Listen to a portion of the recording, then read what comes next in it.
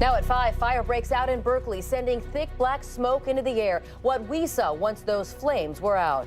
3 friends in a violent car crash, and one of them didn't make it. She always had a big goofy smile on her face. What may have caused that crash, even though they were barely going over the speed limit. And an alert for drivers in San Francisco. A major exit is moving, and if you miss it, you'll be long gone and stuck on the Golden Gate Bridge. Complete Bay Area news coverage starts right now. This is KTVU Channel 2 News at 5. Thick black smoke building up in Berkeley. The call came in just before 3, and tonight police are still on the scene. Good evening, everyone. I'm Frank Somerville. I'm Gassia Mikaelian. Both police and firefighters responded to that fire at University Avenue and 2nd Street, right next to Interstate 80. KTVU's Heather Holmes live at the scene now with what you've learned. Heather? Well, Garcia, firefighters obviously here to put out the fire. Police here because they were brought here to look into reports that this was sparked by drug activity. Now, just down this dirt road is city-owned property, a piece of land tucked under the overpass where a number of homeless people have sought refuge. Right now, firefighters believe that something in that encampment caused the fire that could be seen for miles. In fact, we could see it on our way here, traveling on Interstate I-80 eastbound. Now, a short time ago, I asked the battalion chief for an update on the investigation. I want you to take a listen as he explains why the flames shot up 30 feet high. We immediately knew that from the color of the smoke and the amount of smoke that it was obviously some sort of petroleum product, which ended up being the plastic bins. The City of Berkeley Ecology Center stores thousands of bins there stacked within each other, and they all ignited. Once they ignited, they just sort of fed off of each other, and that's why the black smoke looked somewhat impressive. And it was also directly underneath the University overpass, so it was billowing up on either side. CHP was reporting that it was a possible meth lab explosion. Can you confirm that? Initially, yeah, that's been unfounded. We have done the investigation to see if that was a potential cause, and that was unfounded. Initially, that was a report given by PD that there's a possibility that it might be a meth lab. We've investigated the area and found nothing that's going to lead us to that. Take a look. In the last few minutes, we got an up-close look at the fire scene. You can see those charred containers that the battalion chief was referring to. Now, I'm told there were 2 homeless people. They were trapped by the flames, Frank and Garcia. Police got one of them to actually jump over the fence. The other, an officer, actually had to drag that person underneath the fence. Right now, both of those individuals are being questioned about the cause of this investigation. As we reported here on KTVU.com, the university overpass was closed for a short time. I'm told that Caltrans has been here to inspect and that cars will be allowed to travel on that overpass as we speak. Again, though, the investigation into this fire continuing, no one hurt, and police, though, remaining here as they continue to look into the cause. Reporting live here in Berkeley, I'm Heather Holmes, KTVU Channel 2 News. In Santa Rosa, a teenager is dead tonight after a horrible car crash just 3 weeks before her graduation. 17-year-old Ashley Carlson died last night after being thrown from the car when the driver lost control. Behind the wheel, one of her best friends, Ashley Lynn Kellogg, who was 18 years old.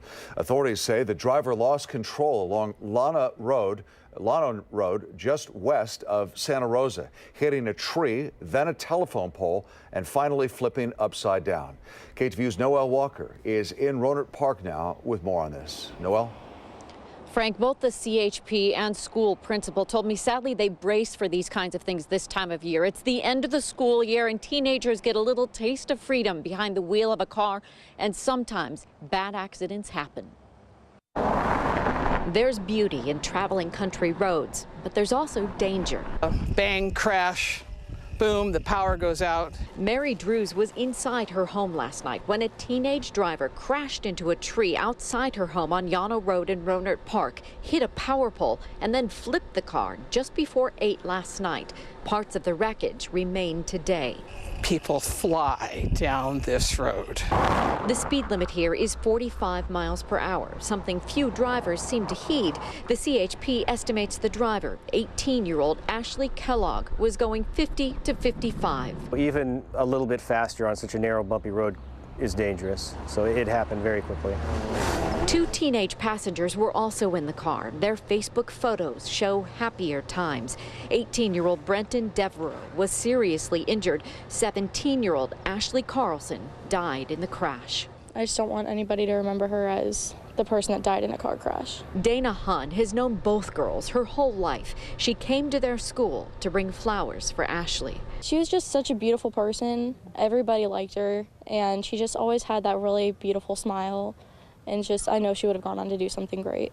They were all seniors at Rancho Cotati. Ashley would have graduated May 30th. There's no good time, but when it's 3 weeks away from her completing her high school career and going on to become an adult and start a whole new life, it's incomprehensible to me. With the blink of an eye, a life's gone. So the CHP says both speed and maybe a little bit of driver inexperience played a role in this crash. The district attorney will decide whether or not to file any charges against the driver. But in the meantime, coming up tonight at 6, we'll take you to the high school and show you the unique way they're helping fellow students cope. Reporting live in Rohnert Park, Noelle Walker, KTVU, Channel 2 News. 24 hours after a large mountain lion was tracked down in Mountain View, we're getting a better idea of where the big cat came from. The mountain lion wandered through parts of a Mountain View neighborhood last night. Some homes were on lockdown as a result. It was eventually captured and has now been released back into the wild. The people tracking it spoke today with KTVU's Kara Lou. Kara? Well, researchers tell me this particular mountain lion has had a tracking collar since January. Now, it's pretty rare for big cats to venture into an urban environment like here in Mountain View, and it looks like this guy's unusual journey began a few days ago. Once the animal's been all processed. Technology makes it possible for researchers to track mountain lions with remarkable precision. And that includes a young male puma spotted in Mountain View yesterday that cornered itself in an apartment parking garage and was finally tranquilized and safely released in the mountains outside the city. This is where we collared him. Yeah, his tail's kind of tucked The in. Mountain View lion is also known as 46M. Researchers from the Santa Cruz Puma Project say they collared him back in January. The big cat stayed with its mother in the Big Basin in Santa Cruz County area up until a few weeks ago when he ventured out on his own to find his own territory. A couple of nights ago, he got into the Los Altos Hills, and that's sort of where his troubles began. Researchers believe the cat crossed 280, getting to Mountain View Monday night. He wandered into the Los Altos Hills in downtown Mountain View, and at that point in time, he's probably trying to figure out a way to get out, but he doesn't necessarily know which way is out. They say he largely avoided human contact until Tuesday afternoon. And then from his data, we can see that at about 2 o'clock in the afternoon, he makes a run for it. And he goes over to this building. Pumas are most active at night and very elusive, making sightings in urban areas rare. The average person is probably never going to see a mountain lion in the wild in their lifetime. And we'll put the collar on so that Santa Cruz Puma Project is currently tracking about 13 mountain lions with GPS collars that they can download data from remotely. Some of the cats, especially the ones that are in good cell coverage, are on a AT&T family plan with myself and my family, and they literally text us the data. This is video of 46M on top of a cage when his brother was captured last year. Now he is back out in the wilderness where he belongs. Researchers plan to keep an eye on his whereabouts and say if he stays in an area where there's decent cell phone service, they could potentially track his movements as early as tonight or tomorrow. We're live in Mountain View. Carol Lou, KTVU, Channel 2 News. And you can track the mountain lions for yourself by going to ktvu.com. Look under links to see an interactive map to show you where they've been tracked. A surprising turn of events involving a man accused of bank and wire fraud. Bijan Majalesi was found dead yesterday inside a car at the bottom of a cliff in Marin County. This is video from News Chopper 2 of crews pulling up that car after it crashed into a ravine off Shoreline Highway. Majalesi was reported missing by his family on Sunday when he didn't return from a drive to Stinson Beach.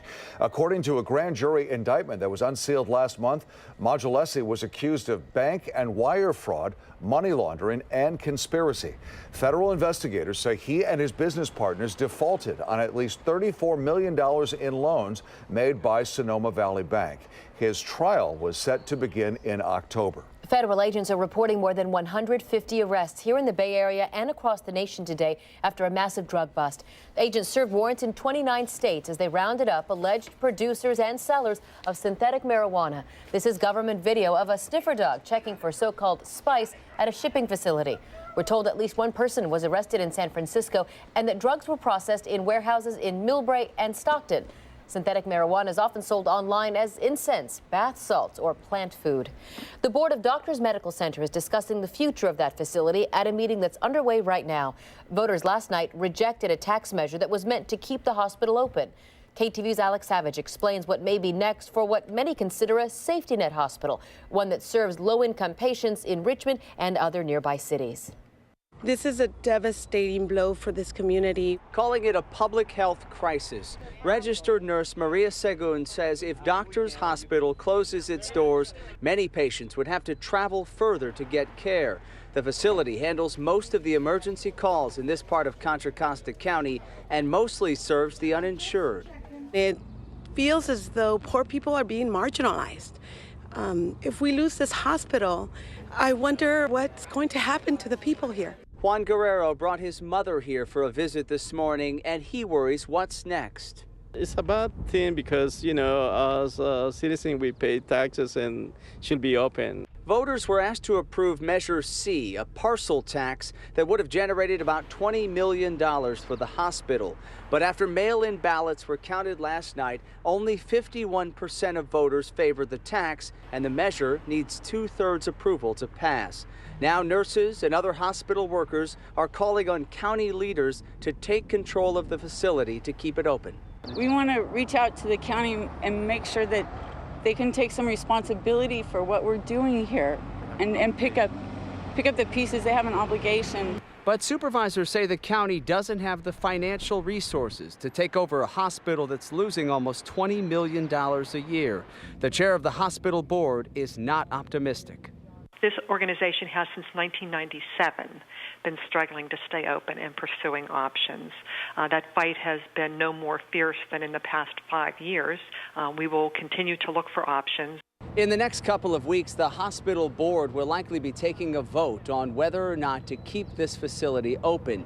If a plan is not put in place, in all likelihood, doctors would be closing its doors by this summer. In San Pablo, Alex Savage, KTVU, Channel 2 News. Now, if Doctors Medical Center does close, the nearest emergency room would be Kaiser Permanente in Richmond. That's about 2.5 miles away. Kaiser's emergency room has 15 beds compared to 25 beds at Doctors Medical Center. A high-tech conference is wrapping up in Oakland today. It's a conference that for years was actually held across the bay in San Francisco. KTVU's Rob Roth is in Oakland tonight. And Rob, you spoke with a lot of folks in the industry who are now saying that Oakland could be the next high-tech hub. Right, Frank. The number of high-tech jobs in Oakland has already increased 25% over the past 3 years in Oakland as city officials work overtime to get Oakland on the high-tech radar. While Oakland may not have the glamour of San Francisco, it is attracting some of its high-tech business. Clef, the identity verification company, used to be based in downtown San Francisco, but the founders moved it to Oakland 9 months ago, cutting their business costs in half. The community here is just a little different from San Francisco. It's more diverse. And Oakland scored another victory over San Francisco, landing the high-tech conference called Vader Splash, which for the past 4 years had been held in San Francisco. The two-day conference at Jack London Square has attracted some 900 people, most of them entrepreneurs and venture capitalists. It has a great community here for today's generation of entrepreneurs, young, hip, cool, desiring affordable housing. Pandora, the music streaming service, already has its headquarters here. It's one of between 200 and 300 high-tech companies with offices in Oakland. And another company, Octopi Network, may soon join them. We're in the Mission right now, and the Mission was probably Oakland 5-10 years ago. And this is probably, the new Mission. As San Francisco knows, high-tech bubbles can send housing costs through the roof. Many say it's worth the risk. I see high-tech as a growth industry, and it makes Oakland very viable in the long run. City officials say Oakland is still a long way from having to worry about a high-tech cost spike in housing prices, but it is already taking steps to keep housing affordable, just in case. Reporting live in Oakland, Rob Roth, KTVU Channel 2 News. Coming up, our chief meteorologist, Bill Martin, one-on-one with President Obama. The critical discussion on managing California's water crisis today and in the future. We're going to have to think much more systematically about how water is used. A tree trimming controversy. The accusation is that the Postal Service broke the law and put these little birds in danger. And next, a warning for commuters, the confusion that could lead to an accidental trip across the Golden Gate Bridge.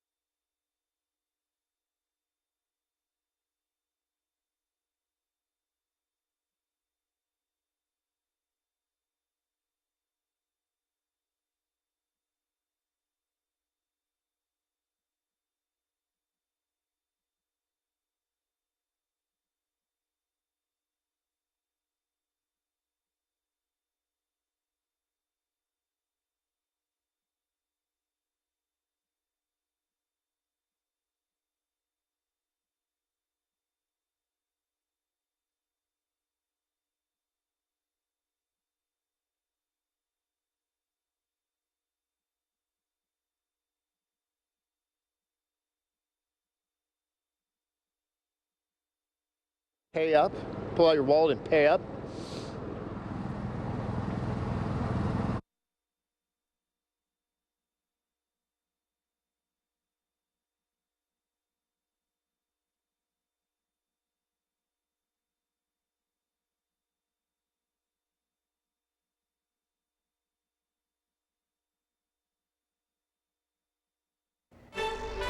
New at 5, a big change for drivers. The final exit to avoid the Golden Gate Bridge is going to come up sooner than you're used to. And KTVU's Mike Meebeck is in San Francisco tonight. Mike, this is going to catch a lot of people by surprise.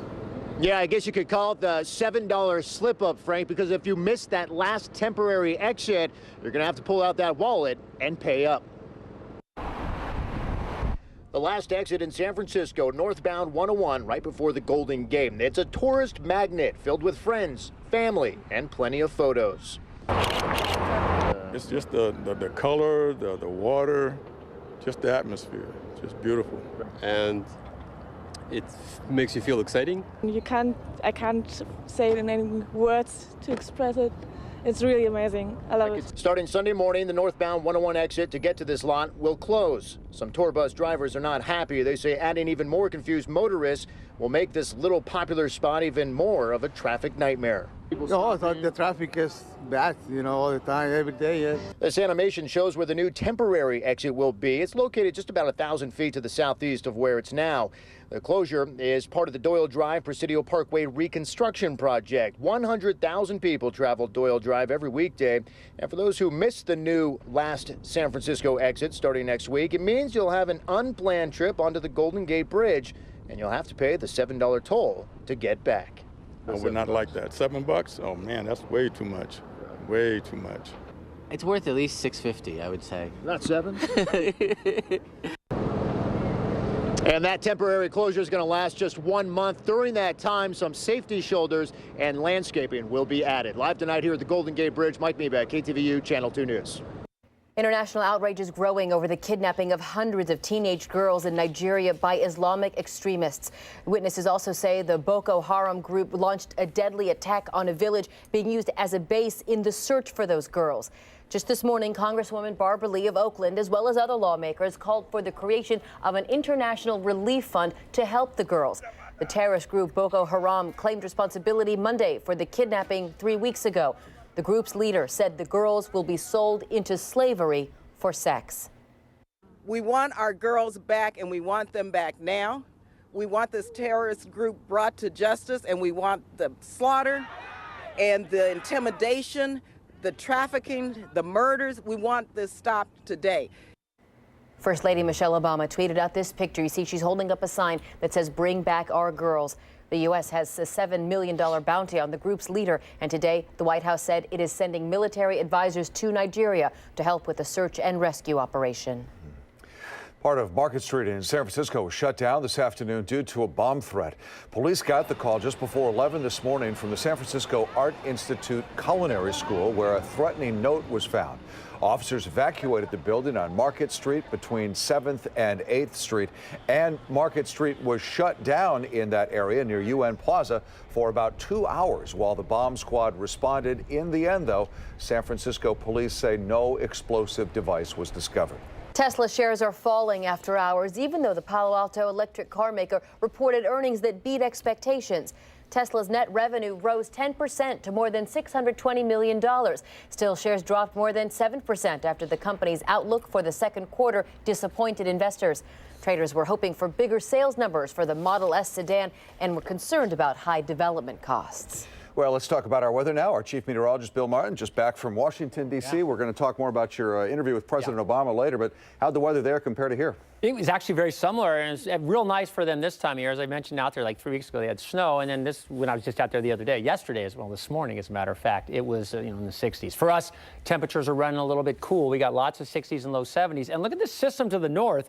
How's it going to impact? Look at that last part. See that little green show up? See it again, right? It's looping right here. You'll see the green. So there's that chance of some sprinkles as we go into mid-morning tomorrow. So we'll be tracking that for you. Here's the current satellite image, and you see the clouds out there. Kind of just one of those days where it's not bad. It's just not what you expect for this time of year. We've got numbers outside that are blowing. I mean, we got 16-mile-an-hour southwest wind at Nevada, gusting to 22. It's windy out at the San Francisco airport as well, gusting to 35 miles an hour. So that's significant wind right in here.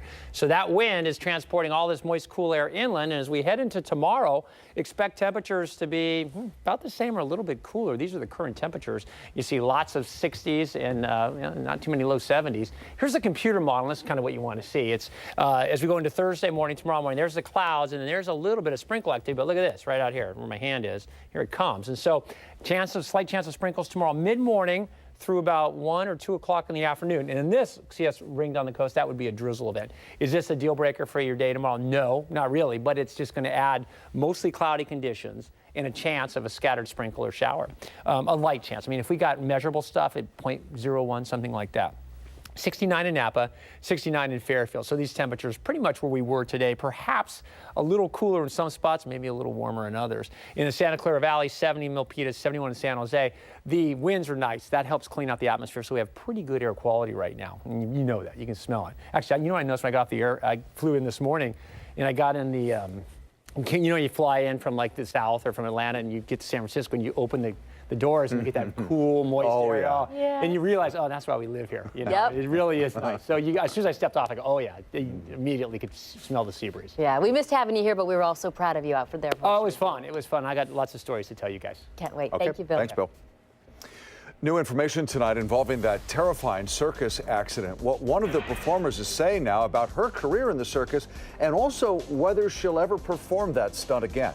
Back now to our Julie Hayner in the newsroom with what we're working on for 6. There is new momentum tonight in the battle to mandate kill switches in smartphones. We explore how a tech giant's change of heart could help the fight for a statewide law. Plus, Despite its Tony reputation, the city of Walnut Creek facing some budget problems, and we've learned its fancy new library will take the biggest hit. these stories and more coming up new at 6.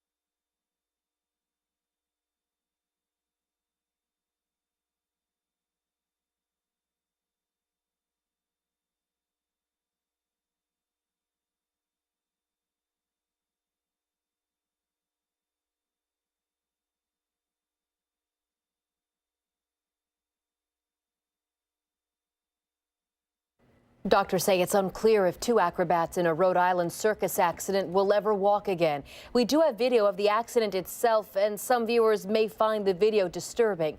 That having been said, 8 acrobats fell 30 feet on Sunday while doing this hair-hanging act at a Ringling Brothers and Barnum and Bailey performance in Providence. Doctors said today that the 2 most seriously injured acrobats suffered spinal cord injuries. They say all the acrobats will need physical therapy. One performer said she wants to go back to the ring, but she's not sure if she or any of the others will be doing that act again. A national pet retailer is working to match wounded veterans with service dogs. Today, outside the U.S. Capitol, PetSmart announced that it's teaming up with Canine Companions for Independence. The goal is to place skilled companion dogs with disabled veterans in need. The mother of one veteran says a service dog has been a huge help with her son's recovery. Jersey has allowed David the opportunity to come out of his shell of severe traumatic brain injury, to learn to be responsible for someone, while a lot of people are being responsible for him. When the program is fully rolled out, veterans will be able to visit any PetSmart store and talk with an associate about how they can get a service dog. Whole Foods stock took a dive, plunging 19%. The company says it's facing more competition from lower-cost companies such as big box stores and online retailers that are stepping up their offerings of organic food. Yesterday, Whole Foods cut its profit outlook. It's the 3rd time it's done so in the last 6 months. A San Francisco produce company is voluntarily recalling organic mango sold in the past month. Pacific Organic Produce has recalled more than 1,400 cases of organic mangoes that were shipped to 5 states, including California. The mangoes may possibly be contaminated with listeria. The mangoes were sold between April 14th and May 2nd under the Purity Organic brand. So far, there have been no reports of any illnesses. A young man on trial for a murder that he committed as a teenager. And it was a homicide supposedly carried out for thrills. We'll tell you why today's verdict is still being disputed by the defense. The minimum wage is going up, but not for everyone who's being left out of Richmond's new plan. And baby birds in a wildlife facility tonight, and why the Postal Service is being blamed for their injuries.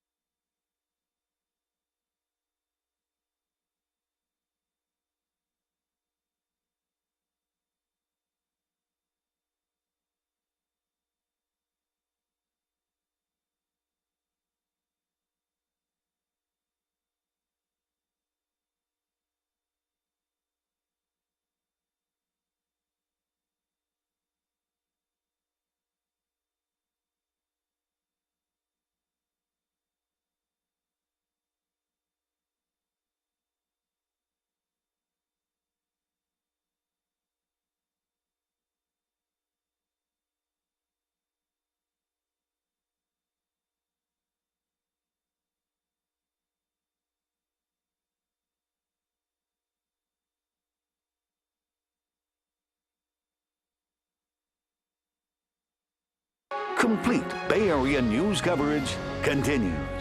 This is KTVU Channel 2 News at 5.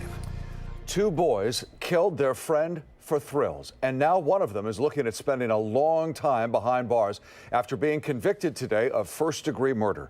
Jay Williams could spend the rest of his life in prison for the brutal killing that was committed more than 4 years ago, supposedly done just for the thrill of it. KTVU's Robert Honda is in San Jose, where the defense attorney said that the wrong person was convicted today. Robert? Well, it was a very emotional day here at the Hall of Justice in San Jose, as one of the 2 then teenagers accused of killing another teenage friend for the thrill of it was convicted of murder. There were no cameras allowed in the courtroom today, so Jay Williams looks different now than he did as a 15-year-old when we covered his first court appearance in November 2009. Today, after only 1 day of deliberation following a 1-month trial, a jury found the now 20-year-old Williams guilty of first-degree murder. Williams, along with then 16-year-old Randy Thompson, were charged in the brutal death of their supposed friend, 15-year-old Michael Russell, who was choked and had his throat cut. The 2 accused teens were tried separately for various legal reasons. The main reason centered around a confession Williams made to police admitting to using a chef's knife to kill Russell. In documents obtained by KTVU, Williams said he and Thompson killed Russell for the thrill, saying, "I guess I just finally wanted to kill somebody. I had my chance and took it," adding later, "just because we wanted to." Today, defense attorney Paul Oliga said that confession came under duress. Sleep deprived for over 30 hours. It was only at the end when he was, locked in a room, couldn't leave. Oliga also emphasized the confession is not accurate and that it was Thompson who did the killing. I think it was, as we call it, a false confession. I don't think, in fact, what he said was what happened. It's a good day for the people. While District Attorney Jeff Rosen expressed satisfaction over the verdict, prosecutor Mark Bowler was cautious because Thompson has yet to go to trial. Unfortunately, we're not going to make any comment with regards to the verdict or what happened in this case, but we want to make sure that the second case has justice is done in the second case as well. The Williams family and jurors declined to comment. Williams will be sentenced July 11th. Thompson's trial has not been scheduled. Live in San Jose, Robert Honda, KTVU, Channel 2 News. A man shot in a case of apparent road rage in San Jose has died. Police say the incident happened yesterday morning when a man in a Toyota Camry on Center Road almost slammed into a Volkswagen Jetta coming out of a mobile home park. Both cars stopped and the occupants started arguing. Officers say the man in the Camry was shot when he got out of his car. Police haven't released his name. At this point, they're still looking for the 2 people in the other car. The city of Richmond is one step closer now to raising its minimum wage, but not for everyone. The proposal that was approved last night would boost the minimum wage there to more than $12 an hour. But KTVU's Paul Chambers is here now with why that pay increase would not help the youngest workers. Paul? Frank, it's a very hot topic among teens who are very vocal about it. Now, there are quite a few businesses here in this strip mall that may pay minimum wage and may employ those young people who question why is it okay for them to get paid less? Because they're younger. I thought everybody's created equal as well. We should all have the same equal things, right? We work hard, so I think we should get paid the same as everyone else. Leaders in Richmond say raising the minimum wage to $12.30 an hour could bring in up to $12 million a year to the local economy. The increase wouldn't go into effect until 2017, but doing so could come with several exceptions, including not raising the minimum wage for those under 18. The city council is looking to potential legal obstacles it may face by not raising the wage for minors. One council member says leaving those under 18 out isn't a bad thing because he says the jobs that the young people are applying for are usually seasonal or part-time. He says if a business is required to raise the wage for everyone, minors may be left out of the job hunt for more qualified candidates. If they're going to have to pay a fairly significant wage, they're not going to be looking at high school students. They're going to be looking at adults that have some training and skills, and they're going to stick around. Now, this isn't a done deal. It'll go back before council in about 2 weeks. We contact the City of Richmond's City Attorney's Office to ask about the legal ramifications, but our call was not returned. Live in Richmond, I'm Paul Chambers, KTVU, Channel 2 News. In San Francisco, 3 people are still on the loose tonight after they ran off after their car hit a person in the Marina district and then slammed into an apartment building. It happened just after 9:40 last night. Investigators say undercover officers were tracking the 3 for possible auto burglary when the driver took off, running a red light, hitting the pedestrian and then crashing. Police are still looking for the suspects and going over the car for possible evidence. One witness to the crash didn't want to be shown on camera. I have heard crashes before, but I think this is the worst one that I've heard. She says that she was surprised to see how badly the building was damaged when she went outside and looked at it this morning. And in the East Bay, a teenage driver is in critical condition after police say he stole a car and then led officers on a high-speed chase that hit speeds of up to 100 miles an hour. All started about 10:30 last night when Concord police tried to pull over 19-year-old Michael Holden for driving without his headlights on. Holden then led them on a chase onto Interstate 680 before crashing into a guardrail. Holden is currently being treated at a medical center in the East Bay. LinkedIn has plans to expand and add thousands of new workers in the South Bay. The Mountain View-based tech giant has submitted a proposal to the city to build multiple office buildings near Shoreline Boulevard and Sterling Court. They could total more than 2.5 million square feet. LinkedIn, which is the largest social network for professionals, says the expansion could allow it to hire at least 10,000 new workers. The proposal is still in the preliminary stages and would need to be approved by the city council. I think anything that shows that there's still significant interest in the North Bay Shore area is good for Mountain View, and 2, to have some economic diversity out here. LinkedIn has been expanding throughout the Bay Area. It recently acquired property to use as office space in San Francisco and in Sunnyvale. An unexpected arrival at a wildlife facility. They have some bumps and bruises, and one of them has a fractured mandible. Why the Postal Service wanted some trees trimmed even though baby chicks were nesting in them. 49ers quarterback Colin Kaepernick responds to the 911 recordings that got his name in a police report. Why he says he's glad. And chaos on a freeway in Sacramento, the small animal that got loose, and what happened next.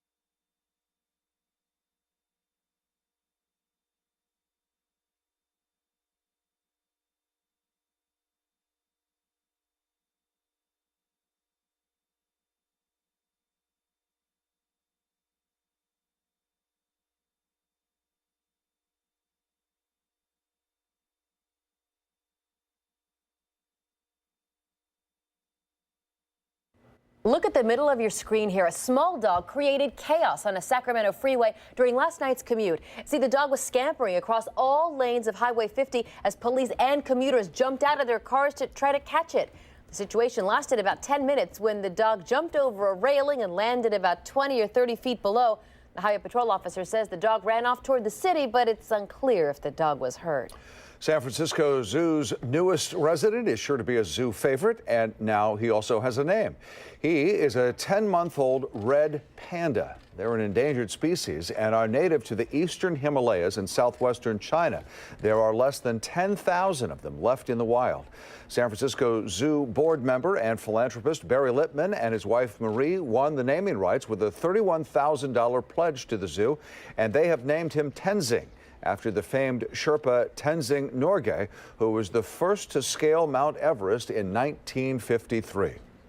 Today, many people don't know who were the first to climb Mount Everest, particularly younger people. And in my opinion, that's a great shame. Red pandas grow to about the size of a house cat, not counting their long, bushy tail. High school seniors here in America are still lacking critical math and reading skills. That's according to the nation's latest report card. It's based on last year's exams and found only a quarter of seniors were proficient or better in math. About 40% were proficient in reading. The results are about the same as were for the class of 2009. A sixth grader from Fremont's Gomes Elementary School is now California's newest elementary spelling bee champion. Christina Yu beat out 55 other students from 28 counties all across our state. Yu advanced 9 rounds and won the title by spelling the word hyperbole correctly. That word is spelled Hyperbole. You can see here she brought home the championship trophy along with a new iPad and a spelling bee backpack. Homeless advocates are upset about new limits on overnight parking in San Francisco, and they rallied today outside City Hall in support of people who have nowhere else to live but in their vehicles, something that they say is more difficult now because of the new parking restrictions. Transportation officials launched a program last June in response to complaints from people who say RV owners take up limited parking spaces and often leave a mess behind. Homeless advocates say the rules penalize those who don't want to end up on the street. Folks get tickets. They'll eventually, when they can't pay their tickets because they're poor people, lose their vehicles when they get towed. Once we put the rules in place, these large vehicles didn't park there anymore. So there was somewhat of a solution. But we also heard that it just pushed these vehicles to different parts of the city. This rally came ahead of a hearing on possible solutions for homelessness in San Francisco.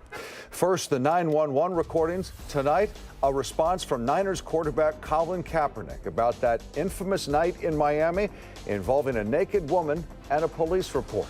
And dramatic new video from inside a tornado. You'll watch it all unfold and learn what's so surprising about the human toll. Right after the break, I'm talking about some clouds, cooler temperatures, and we're looking at some sprinkles possible for areas in the region tomorrow. I'll have the details.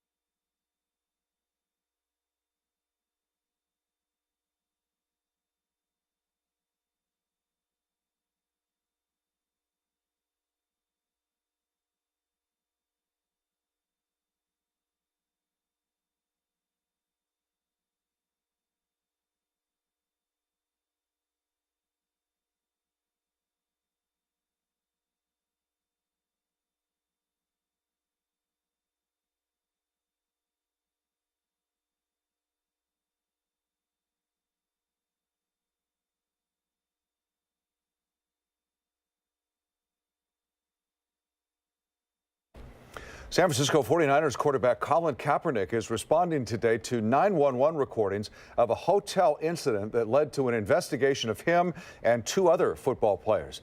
Kaepernick tweeted, quote, "On 911 calls, I'm glad the truth is getting out. Info that came out earlier was totally wrong. I look forward to this matter being resolved." Last month, security at the hotel in Miami and a man believed to be Seattle Seahawks player Ricardo Lockett called 911 about a naked woman who refused to leave a hotel suite. She says she doesn't remember anything. Kaepernick insists that he did nothing wrong. NBA owners held more talks today about ending Donald Sterling's ownership of the Los Angeles Clippers. Sterling is banned for life from the NBA for making racist comments. A league spokesperson says a committee discussed the search for a new CEO. It would take a 3/4 vote of owners to force Sterling to sell the Clipper franchise, which he's owned since 1981. Owners will be holding more talks next week. We're getting an amazing look at one of last week's devastating tornadoes in the South. A security camera at a church in Tupelo, Mississippi, got this video of the tornado as it struck 9 days ago. You watch here as the powerful winds just knocked down a lot of things, a row of trees there right next to a playground. Remarkably, only 1 death was linked to the storm in Tupelo, but the tornado did cause tens of millions of dollars in damage there. More than 30 people were killed across the region last week when a series of twisters hit. Today, President Obama visited the city of Valonia, Arkansas, just north of Little Rock. 15 people were killed there. Hundreds of homes were leveled. The president met with some of the survivors. He promised that the federal government will help people there to rebuild. Now, just hours before the president headed to Arkansas, he was in Washington, D.C., meeting with meteorologists about the new climate change report. And our chief meteorologist, Bill Marin, just happened to be one of those who was invited to attend. Yeah, and I was one of 5 local meteorologists from local stations across the country to get to speak to President Obama one-on-one. And with only a few minutes, I had to focus my questions immediately on California. Mr. President, thank you for having me. Great to be here. After that quick greeting, following a day of full briefings and information from the government's National Climate Assessment, I asked President Obama about our drought. The history of water in California, obviously, has always been complicated. But here's what we know. If we use water more wisely, if we make sure that we are dealing with climate change in a serious way, then this is a problem that is manageable. If we don't, then we're going to have significant problems economically and environmentally. The president views solutions to drought conditions, which are predicted to worsen in the government report, in 2 parts, short-term and long-term. I wanted to know his thoughts on Governor Brown relaxing water quality standards because of the state's limited supply. Do you agree with Governor Brown's plan to loosen environmental standards? What's happened is, in the short term, we've worked closely with the state regulators to find ways to loosen up some of the regulations in order to deal with an emergency situation. But that's not a long-term solution, and Governor Brown understands that. We understand that. We're going to have to think much more systematically about how water is used, and that involves not just California. We're going to have conversations between California, Colorado, Utah, Nevada. All those western states are going to have to be in a conversation. Ahead at 6, President Obama talked specifically about the snowpacks, where we get our water from, and what he thinks could help. That's ahead at 6. And now we're going to talk about our Bay Area weather around here. We've got temperatures that are kind of running on the cool side. Numbers today got to 70 in San Rafael. We were 70 in Morgan Hill and 73 in Antioch. These temperatures are basically, a little cooler than you'd expect for this time of year. And we got more cooling to come as you see this system sort of slide in. This is what's interesting right here. This area, right, watch it turn green, just right here, right? So that clearly north of the Bay Area, there's going to be some showers tonight. But as we move into tomorrow mid-morning, I think we'll see a little bit of this activity slide into the Bay Area in the form of drizzle and light sprinkles. You see that now, Ukiah, you're going to get some showers, but most of it's going to kind of trail off by the time it gets to Point Reyes, and it'll just turn out to be drizzle or light activity. Temperatures outside the next few days, though, will stay on the mild side, and then we gradually warm as we go into the Bay Area weekend. Currently, it's chilly in San Francisco, 55 degrees. In San Jose, it's 64 degrees. And tomorrow's forecast in San Jose, not much warmer. I mean, lunchtime here at 63. 4 o'clock here, 71 degrees in downtown San Jose. So it's going to be a pretty nice day. Look at all the clouds out there and that chance of a sprinkle. Most of it will be north. Most of us won't see much more than some light drizzle. Now, the model's going to lay this out for us. So here we are at 8 a.m. and here it is sitting offshore, a little drizzle there. Morning commute looks dry. And then somewhere around 10, 11 o'clock, I think we just see some, that misty kind of stuff. Wipers on intermittent at best. And then maybe a little something more up by Stinson Beach. But you just see what we have. So tomorrow's about clouds, slight chance of a sprinkle, and temperatures that can't get much warmer than the upper 60s, maybe a couple of low 70s. Why can't? Because of cloud cover. And so 71 in Concord, 73 in Pittsburgh, 72 in Pleasanton. Those are the warm spots, but right around the bay and into the Santa Clara Valley, you're going to find temperatures into the 60s. And then you drop into Morgan Hill, 71, 72 in Gilroy, upper 60s, low 70s tomorrow. Little patchy fog along the coast. And then a 5-day forecast. I wish this was real rain coming in. Maybe it will be, but right now it looks like it's just light sprinkles. I'll update this tonight at 10, but put a slight chance of a shower in here on Thursday. Clearing out on Friday, and as we head towards the Bay Area weekend, Mother's Day weekend, temperatures pop back up. And look at Monday. What's up with that? That's up to 90 degrees. Hey, let's go back to Washington for just a second. We were talking during the break about what happened in the Roosevelt Room, where all of you were wearing your jackets waiting for the president. We were all queued up to speak with the president and do our interview, and the aide comes in and says, "President's not wearing a jacket, jacket's off," because he comes in late. And so everybody, men and women, just dropped their jackets. And it was interesting how they process those things. It's very thought out. There's nothing's done by accident. He's not wearing a jacket. You're not wearing a jacket. I'm good with that. My wife goes, "How come you didn't wear a jacket?" I go, "He didn't wear a jacket." I saw your tweet with the two of you in shirt sleeves, and something's up here. Yeah. They tell you what to do. Very interesting. Thanks, Bill. We can see the tweet that Bill sent, the two of them in shirt sleeves. You can see Bill with the White House dog. It's all waiting for you on KTVU.com because we've posted a full slideshow of Bill's trip to the White House there at KTVU.com. 5 birds recovering tonight. Birds of all kinds get caught up in it. How dirty mail trucks and tree trimmers ended up landing these birds in trouble. Back now to Julie Hayner in our newsroom with more on what we're working on for 6. We are going to hear more of Bill's one-on-one interview with President Obama. We're going to have greater and greater water scarcity. Coming up at 6, President Obama talks specifically about our shrinking snowpacks and the ripple effect on California's economy. Plus, the momentum to put a kill switch in every phone may be changing, why one of the idea's biggest opponents is now stepping back, and why experts say the effort still faces big challenges. These stories and more coming up in less than 10 minutes at 6.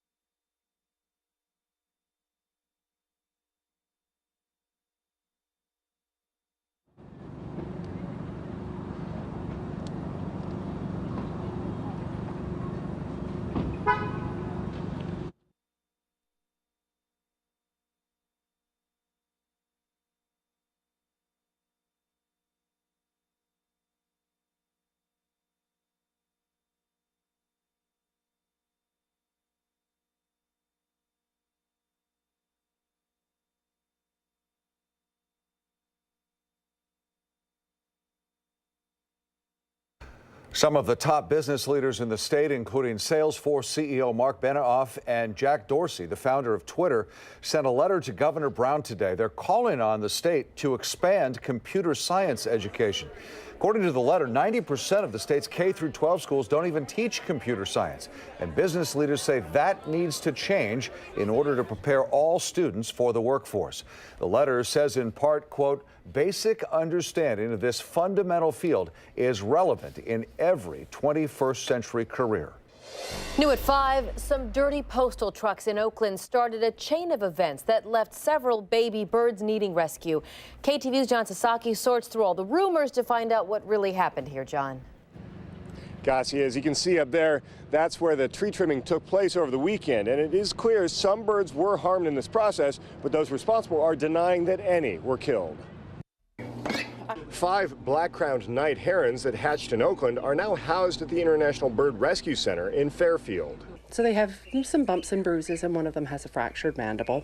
Meaning a broken beak that a vet has since repaired. All of them ended up here after their habitat was disturbed by tree trimmers.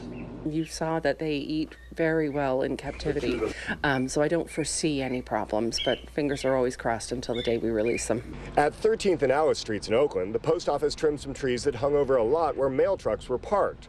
The concern was a colony of herons that's raising chicks in the trees, defecating on the trucks below. Because they nest as a big colony, it's a rookery, and they nest colonially, and they only nest once a year. And so once those babies are gone, that's it, and it's really a tragedy.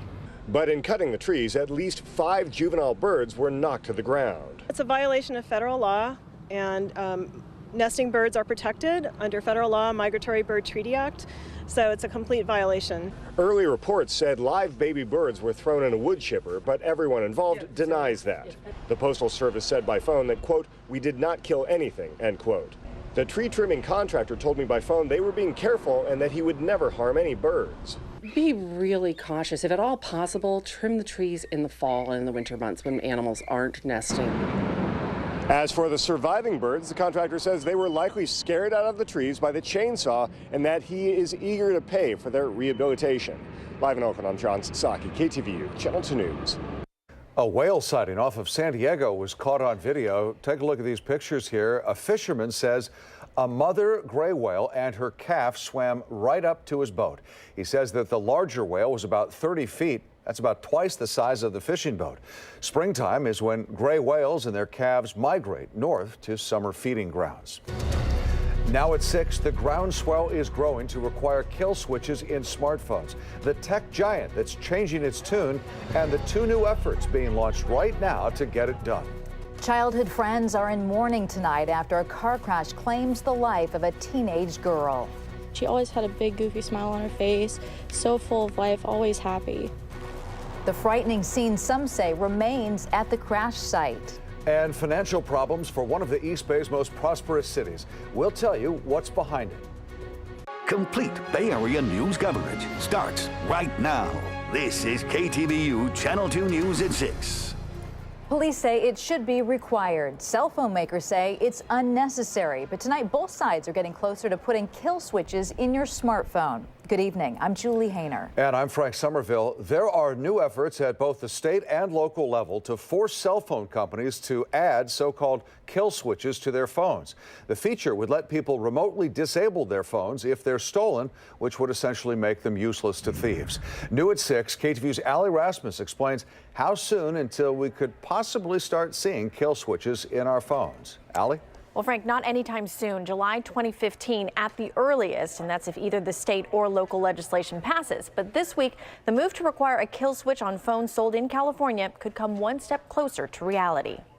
This is a Samsung Metro phone? From smartphone to dumb phone. I don't think anyone can steal this. A few months ago, Sawari Wilson got rid of her iPhone. I have like 3 iPhones stolen. So that's why you went to this? Yeah. No one's tried to steal that? No. But Bay Area lawmakers say cell phone robberies are no laughing matter. People are hit, they're injured, they're hurt. They're held at gunpoint. San Francisco Supervisor London Breed plans to introduce legislation that would require all smartphones and tablets sold in San Francisco to have a kill switch.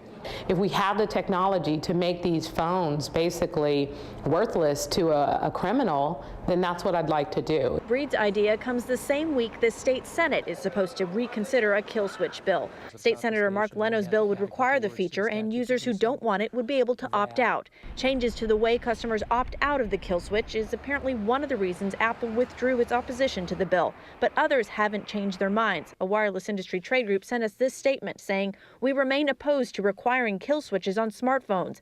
As with any software or computer-based system, a kill switch is not impregnable, and focusing the industry on one technical solution increases risks of exploitation." University of San Francisco political science professor Corey Cook says even though Apple is no longer opposing the bill, there is still no guarantee it'll become law. The major telecommunications companies donate a lot of money to both political parties. They clearly spend a lot of money on their lobbying activities as well as on the campaign activities. They're very well connected and they're very active. And about 20 minutes ago, I got word from Senator Leno's office that the Senate will bring the kill switch bill up for consideration again at 9 tomorrow morning. Live in the newsroom, Ali Rasmus, KTVU, Channel 2 News. More details now. San Francisco police say 67% of all of the robberies in the city so far this year involved a mobile device. In Oakland, that number was 60% last year. Nationwide, there were 1.6 million smartphone thefts in 2012. In 2013, that number nearly doubled to 3.1 million. We are following developing news out of Danville, where we've learned that there will be a police presence at all of its schools tomorrow due to threats of violence. On Friday, graffiti was spotted on a bridge next to Charlotte Wood Middle School that said people were going to get hurt next week.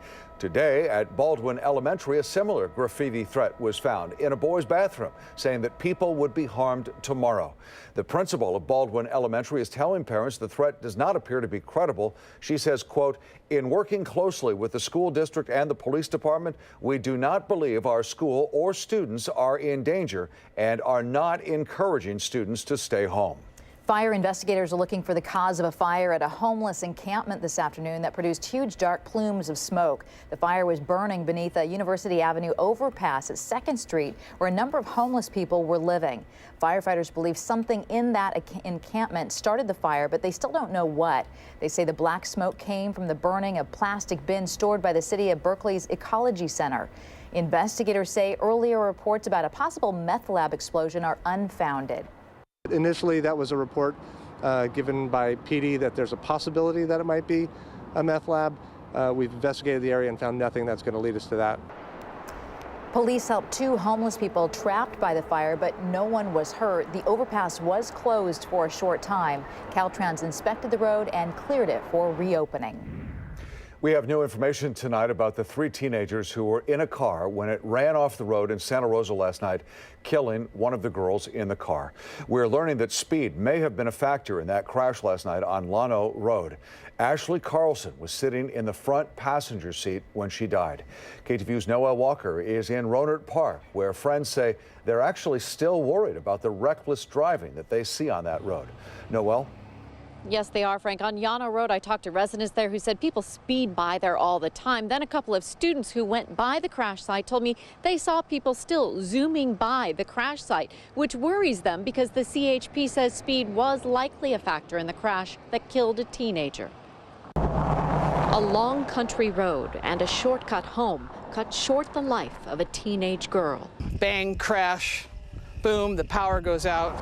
The CHP says a car going too fast hit a dip on Llano Road in Rohnert Park last night, slammed into a tree, then hit a power pole and flipped upside down. Speed is the thing that is going to kill you in a crash. You need to slow down, you need to obey the speed limits, and don't drive over your head if you're a new driver. Facebook photos show happier times of the 3 teenagers who were in the car, including driver 18-year-old Ashley Kellogg, who escaped with minor injuries.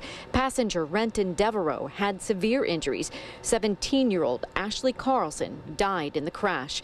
The CHP knocked on her principal's door just before midnight. She was just a young lady that was, working her way through school and soon to graduate and get on with her life. The mood on campus is heavy. That's why Brittany and Jesse are here. Oh my God, they're so cute. They're therapy dogs from Paws as Loving Support, giving fellow students what grief counseling sometimes can't. Give love and unconditional love. We want kids to survive and get on with their lives. Today, friends are learning a hard lesson. I just couldn't believe it. Though they may feel invincible behind the wheel, no one is. It worries me. It's just, who's the next victim going to be if people keep driving like that? The principal tells me students are planning a vigil at the high school tonight. In the meantime, Officer Sloat here at the CHP tells me budget cuts have cut back drivers' education over the last few years here in Sonoma County, and that might mean young drivers aren't getting as much practice. He says now more than ever, parents should ride with their student drivers just to check up on their driving skills. Reporting live in Rohnert Park, Noelle Walker, KTVU, Channel 2 News. A jury convicted a San Jose teenager today for the killing of a Santa Rosa high school classmate. Jay Williams, who is now 20 years old, could be sentenced to life in prison in July. The victim, 15-year-old Michael Russell, was found stabbed to death in his backyard in November 2009. Another young man accused in the crime, Randy Thompson, will face a separate trial in July. In a videotaped confession, Williams told police they killed Russell because they wanted to. California's high-speed rail authority approved the route for the second segment of that controversial rail project today. Meeting in Fresno, the board certified a 20,000-page environmental impact report and then signed off on a 114-mile route from Fresno to Bakersfield. That route runs close to existing freight tracks now shared by Amtrak passenger trains, with bypasses around 3 Central Valley towns. The rail board hopes to begin construction on this section by the middle of next year. Starting on Sunday, drivers will have to be on the lookout for a new exit if they want to avoid getting onto the Golden Gate Bridge in San Francisco. It's all part of the Doyle Drive retrofit project. Early Sunday morning, the familiar last exit just before the bridge is going to be shut down. As this animation shows, the final off-ramp will now be 1,000 feet south at Merchant Road, and people who miss that will have to make the trip across the Golden Gate into Marin and pay $7 to get back into the city. $7? Oh man, that's way too much. Way too much. It's worth at least $6.50, I would say. Not $7? The temporary alignment will last for about a month while crews add safety shoulders and landscaping near the toll plaza. A roaming mountain lion spent 2 days wandering around Mountain View. KTVU's Kara Lou spent the day with animal experts who tracked that big cat as it made its way closer and closer to South Bay homes. Kara. Well, this mountain lion has had a tracking collar on for a few months now, and it uses GPS technology similar to what's in a cell phone. And experts say that is how they were able to track this cat's movements here in Mountain View the last few days. Long before the uproar created when this mountain lion found his way under a car in a parking structure in Mountain View, he was seen on top of a cage when his brother was captured last year. Researchers have been tracking this particular cat, known as 46M, since they captured and collared him in January. This is where we collared him. The big cat stayed with its mother in the Big Basin, Santa Cruz County area up until a few weeks ago when he ventured out on his own to find his own territory. A couple of nights ago, he got into the Los Altos Hills, and that's sort of where his troubles began. Researchers believe the cat crossed 280, getting to Mountain View Monday night. He wandered into the Los Altos Hills in downtown Mountain View, and at that point in time, you know, he's probably trying to figure out a way to get out, but he doesn't necessarily know which way is out. They say he largely avoided human contact until Tuesday afternoon. And then from his data, we can see that at about 2 o'clock in the afternoon, he makes a run for it. And he goes over to this building. Pumas are most active at night and very elusive, making sightings in urban areas rare. They prefer open space, so they like the places that are remote and far away from people, but they will explore people's backyards, particularly in a sort of ex-urban, sort of rural situation. I'm gonna put the collar on so that Santa Cruz Puma Project is currently tracking about 13 mountain lions with GPS collars that they can download data from remotely. 46M was returned to the wild last night. The Puma Project plans to keep an eye on his whereabouts, hoping he doesn't veer into urban territory like this again. Live in Mountain View, Kara Lou, KTVU, Channel 2 News. Healthcare workers say closure of an East Bay hospital could cause a public health crisis. Doctors Medical Center in San Pablo is likely to shut down by this July, now that voters have rejected a parcel tax to keep it up and running. The hospital handles 2/3 of all the ambulance calls in West Contra Costa County, and most of its patients are uninsured. Hospital workers are calling on county leaders to take over the facility, but Contra Costa County supervisors say the county doesn't have the financial resources to take over a hospital that is losing almost $20 million a year. Concord is moving forward with a 6-month pilot program designed to help stop the spread of bed bugs in the city. The program treats bed bugs as a public nuisance and gives the police department the authority to oversee tenant complaints. Rental property owners who ignore bed bug infestations could face steep fines up to $500. Since March, the police department has received 9 cases and issued 1 citation for failure to comply. 3 baby peregrine falcons in San Francisco have been fitted with tracking bracelets. Biologists from UC Santa Cruz banded the falcons today. The falcon's nest is on a ledge on the PG&E building on Beale Street in downtown San Francisco. Researchers say the bands will help scientists learn more about the recovery of the previously endangered birds. And there is a webcam on the falcons 24 hours a day, and you'll find a link to it on our website, KTVU.com. Just click on web links. Slashing services to save money. The list of the changes coming to close this city's budget gap. I'm back here right after the break. Clouds increase tomorrow. Temperatures stay on the mild side, and there's that chance for a sprinkle or a shower. I'll have the details in the timeline.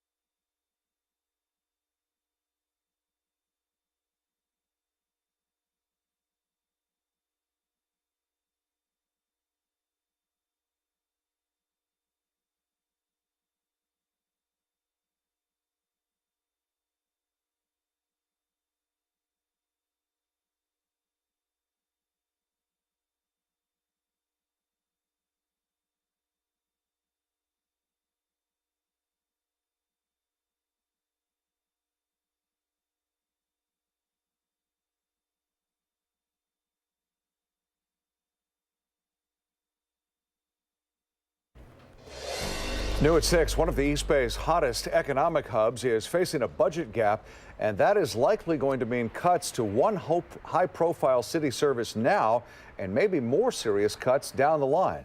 The city council worked out a deal late last night, and KTVU's John Fowler reports now from Walnut Creek, where perception and fiscal reality may not jibe. The East Bay destination for high-end shopping. Within yards, there's Neiman Marcus, Nordstrom, Tiffany, Apple, and more. Plus, a downtown building boom. Walnut Creek appears affluent. The city itself is fairly flush, so it seems. We have a lot to offer our community. But city leaders say perception is not reality. After struggling for years, late last night, the city council finally hammered out a 2-year, $148 million budget. Although our fiscal picture is improving, and we're able to balance our budget, we are not flush with cash. To the relief of swimmers, the Clark Pool is to stay open year-round. But to close a $4.5 million budget gap, park maintenance is to be cut and major civic events canceled.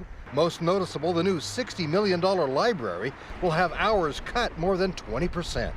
We go there a few times a week, but we have to do something to close the gap, and we'd love to not pay more as taxpayers. Some longtime residents are not happy with city choices, jacking up parking rates, and they say having cops quick to respond to petty crime downtown, but slow to the suburbs. Well, I'm wondering why they're spending more on trying to attract businesses than they are on the people who live here. Money spent wisely on questionable projects. The city says it's putting off the toughest choices and deferring maintenance on aging infrastructure. Those assets are going to need additional resources to care for them going into the future.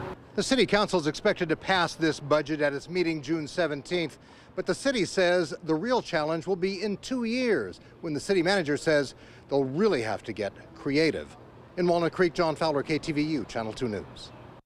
A piece of Marin County history is struggling to be a part of the county's future. The Marin History Museum is temporarily closing its historic Boyd Gatehouse in San Rafael on B Street, a place it has called home for 3/4 of a century. A sign on the door announces temporary changes. Today, the doors were locked and the window shades closed. The museum is struggling financially. It's run out of endowment money and is looking for donations to help regroup and consolidate thousands of Marin County artifacts and photos. It's just magic going in there and seeing what people did. And so that's what you could get from a place like this, the actual things. The Marin History Museum's location in Novato is still open. The director told KTVU they hope to reopen the Boyd Gatehouse soon. Well, last hour we heard President Obama go one-on-one with our chief meteorologist Bill Martin, talking about our drought and also the short-term and long-term solutions to hopefully deal with these drought conditions. And Bill joins us now once again with more on that one-on-one interview with the president. Yeah, that's right, Julie. You know, the White House, my interview came after the White House released its national climate assessment, which concluded that climate change is real and that it's happening right now. Okay. And you can, for us in California, that will mean even drier conditions, more wildfires and water shortages. While some dispute the report and the importance of it, what isn't in question are the current conditions, including smaller snowpacks where we get our drinking water. I asked President Obama his thoughts on the situation. We're going to have to think much more systematically about how water is used. And that involves not just California. We're going to have conversations between California, Colorado, Utah, Nevada. Some of it may be require new infrastructure. But if we continue to see a situation in which, the Sierra Nevadas aren't getting water, the Rockies aren't getting water, you're not seeing the same kinds of snowpacks, or when precipitation does come, it comes much more quickly, which means that it dissipates more quickly. In those situations, we're going to have greater and greater water scarcity, and that's going to have an economic impact because so much of California's economy depends on water. We'll have more on my one-on-one interview tonight at 10, and we'll also have it on KTVU.com. Now, for us around here, we're talking about the weather and how temperatures have been kind of on the mild side. These are the highs from today. 72 in Vallejo, 73 in Napa. Temperatures are going to continue to stay on the mild side as we head into tomorrow as well. It's just kind of these clouds moving in. This would be great if it would deposit some rain. I mentioned this earlier. It's trying to. You can see up north here. It wants to drop some rain up there. They could see measurable precipitation. For us, we're going to be down here on this lower end when it slides through. So we're looking at maybe 1/100 of an inch, maybe 2/100, maybe more. Maybe it develops and things get a little tighter. At 10 o'clock tonight, I'll have the latest computer model and look back at that. But right now, it looks like it's just going to be a very sort of light precipitation event at best. 64 in Nevada right now, 64 in Concord. And temperatures as we go through time are going to cool tonight. We're going to see numbers that are going to get down into the mid-40s to mid-50s. So it's going to be kind of like it was last night. Tomorrow the clouds come in, right? And then here's this chance of sprinkles out here.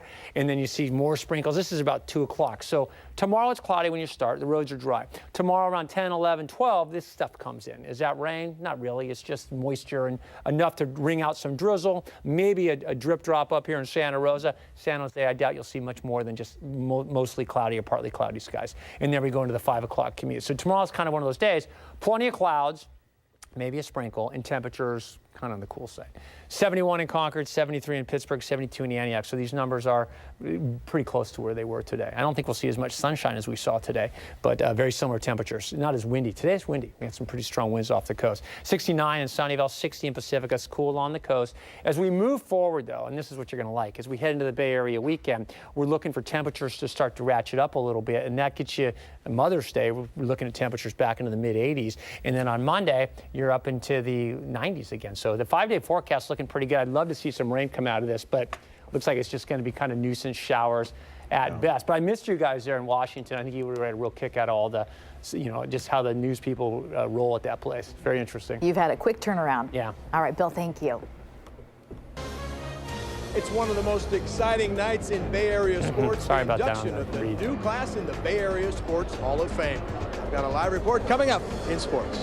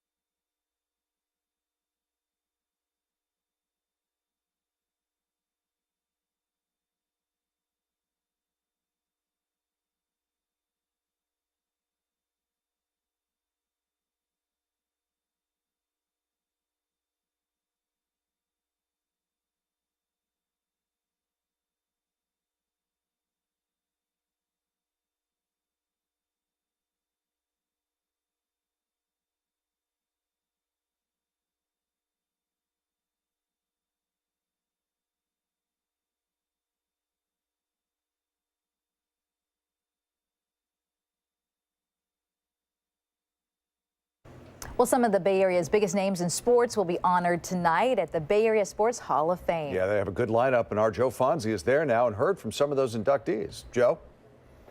Yeah, you guys, it's always a big deal when the inductees get to see their plaques unveiled. That happened a couple of years ago. Here's the class of 2014. Owen Nolan, the first San Jose Shark and an instrumental member of that franchise to be inducted tonight.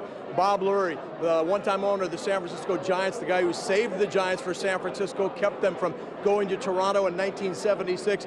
Tony La Russa, who later this summer will be inducted into the Baseball Hall of Fame in Cooperstown, the manager of the world champion 1989 Oakland A's. Bob Lattiser, the famous football coach at De La Salle High School of the record-winning streak.